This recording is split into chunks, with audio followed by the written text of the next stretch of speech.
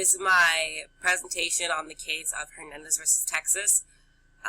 Basically, I'll start off with the quote that's directly from the 14th Amendment, which states that states are forbidden from denying any person life, liberty, or property without due process of law, or to deny any person within its jurisdiction the equal protection of the laws.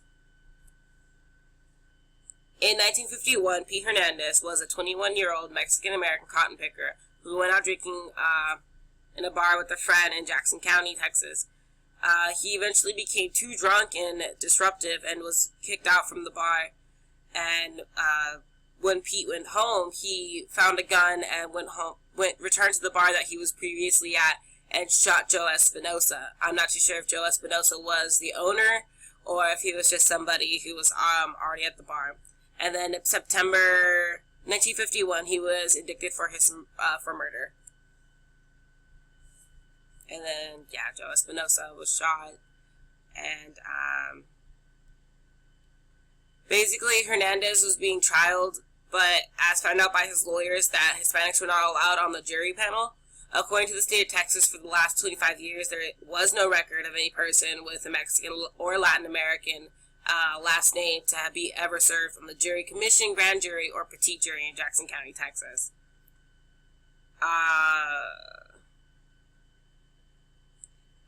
When Hernandez was being trialed, his lawyers could only call Hernandez himself as a witness, and the state had, on the other hand, had 8 witnesses to testify against Hernandez, which was unfair because they didn't allow anybody else or anybody of Hispanic descent onto the court. Hernandez's lawyers discovered 14% of Jackson County's population was actually of Hispanic descent or had Hispanic ancestors.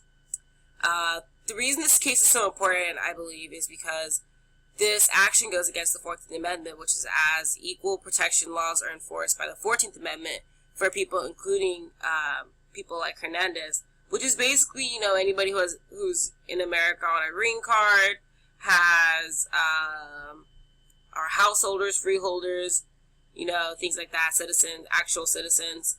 So anybody who comes like that to America is protected under all the amendments, actually, not just the 14th Amendment.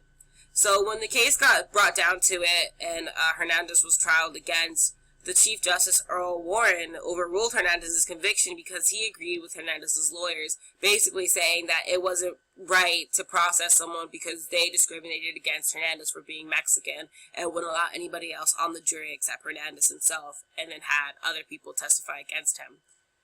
This is under the 14th Amendment, as I said before, that Hispanics were not protected, and he concluded that this amendment was no longer based on the two-class theory. The two-class theory is basically back when slaves were finally being released from their